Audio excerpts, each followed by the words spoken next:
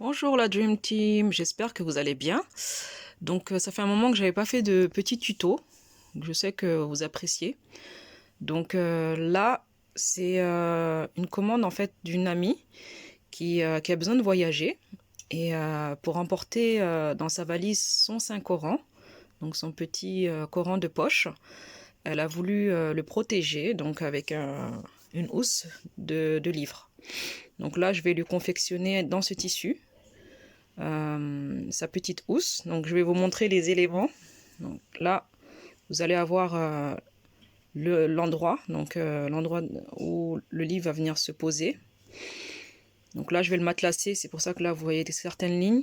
Je vais le matelacer avec la watine là, pour donner un peu plus de confort et pour protéger davantage. Donc là, vous aurez le dos. Là, ces parties-là vont venir se positionner comme ça et comme ça pour venir rentrer les pages, enfin la couverture du livre sur les côtés.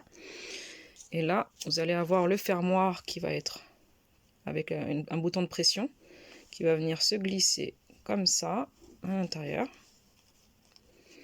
Voilà, donc là, il y aura aussi du thermocollant. Parce qu'il faut savoir que c'est mieux lorsqu'on met des éléments comme des boutons de pression. Parce qu'à force de fermer et d'ouvrir dans le temps, ça, ça va permettre de durer. Voilà.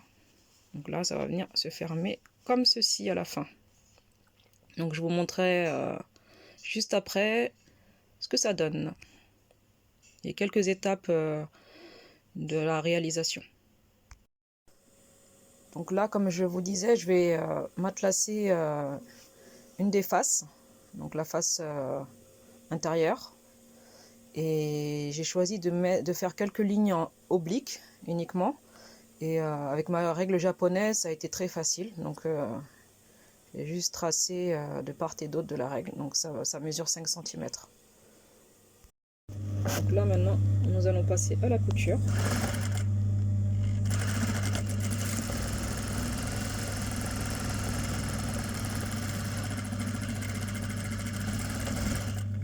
Et nous allons donc réitérer pour chaque ligne pour pouvoir faire le matelassage correctement. Donc matelassage terminé. On retire donc la craie. Là, moi j'ai utilisé de la craie en essuyant avec un morceau de tissu propre et un peu mouillé. Et on découpe vraiment tout ce qui dépasse sur les côtés. Donc là, on va passer à la préparation donc, de la languette où on va placer le fermoir, donc le bouton de pression. Donc, comme je vous avais dit, on va commencer par thermocoller l'une des deux parties. Donc mieux vaut... non, c'est pas mieux vaut, il faut plutôt thermocoller la face où vous allez placer le bouton de pression. Voilà, c'est vraiment pour venir le protéger dans la durée.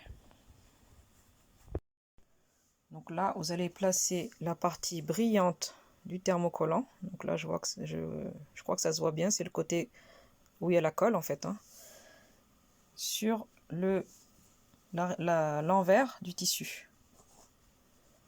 Et ensuite, on passe un coup de fer dessus et on va compter 8 secondes.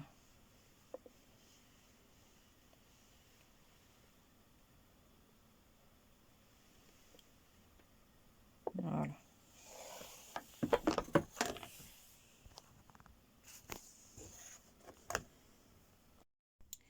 Vu que je vais venir fermer la languette sur le livre pour le fermer, je vais choisir plutôt de mettre le côté mâle. Donc c'est celui qui ressort un petit peu. Voilà, comme ça. Je ne sais pas si vous voyez bien. Voilà, c'est celui qui s'insérera dans l'autre en fait. Donc c'est ce côté que je choisis de mettre du bouton pression sur la languette. Donc là, pour pouvoir insérer cette partie, donc un peu pointue, je vais d'abord faire un petit trou au poinçon à l'endroit où je veux le placer. Pour obtenir un résultat plus propre, donc j'ai choisi d'insérer donc cette partie comme ça. Voilà. Et là, ce sera caché avec, on va dire, la doublure qui sera mise comme ça. Donc on ne verra rien. Donc après avoir fait ça, je vais venir prendre ma pince. Voilà, donc je mets un bon coup de pression dessus avec la pince. Et là, comme par magie, ça tient tout seul. Donc là, on va passer à l'assemblage de la languette. Donc là, vous voyez, on met la face, donc où il y a le bouton pression, ne pas se tromper, contre la face doublure de la languette. Donc face contre face. Donc on va venir faire une couture tout le long, sans coudre la partie du bas, parce que ça va être pris en sandwich en fait sur la face dos et devant du protège livre. Donc on va passer à la couture. Donc on met bien tout bord à bord. On peut mettre des pinces, hein, bien entendu, si on a peur que ça bouge. Mais ça va, vu que c'est du coton.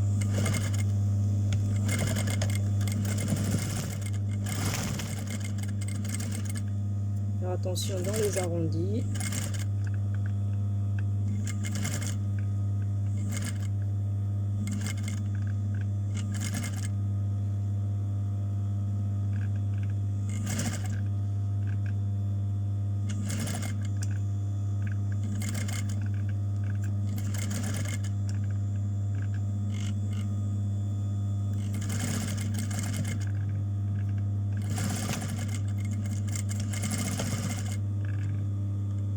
Voilà. Donc là maintenant je vais retourner. Donc, voici le résultat après avoir retourné. Donc n'oubliez pas de cranter les angles. Voilà pour avoir un meilleur rendu. Et là, vous voyez, donc ça va se placer là et ça viendra fermer donc le livre ensuite. Donc là, on s'est occupé de la languette et du matelassage. Maintenant, on va venir placer donc ces deux morceaux qui vont venir accueillir le livre en y plaçant la couverture de part et d'autre. Voilà. Donc là, on va venir coudre sur ces parties pour fixer en fait, parce que ça va être cousu de nouveau avec la face dos du protège-livre. Donc là, on va venir assembler. Donc là, c'est le dos qu'on va mettre endroit contre endroit de la face avant. Donc là, vous voyez, c'est la partie qui est matelassée. Et on va venir insérer le livre, les deux pages de couverture. Donc là, c'est l'endroit contre endroit. On va venir coudre en laissant une ouverture pour pouvoir retourner sur le devant. Donc on va coudre à 1 cm tout autour. Et on va s'arrêter là. Donc on démarre là et on laisse à peu près 5 cm. Tout de suite. Donc ça y est, là j'ai tout retourné par l'ouverture. Donc n'oubliez pas de bien faire ressortir les coins. Donc moi j'utilise une baguette comme ça en bois.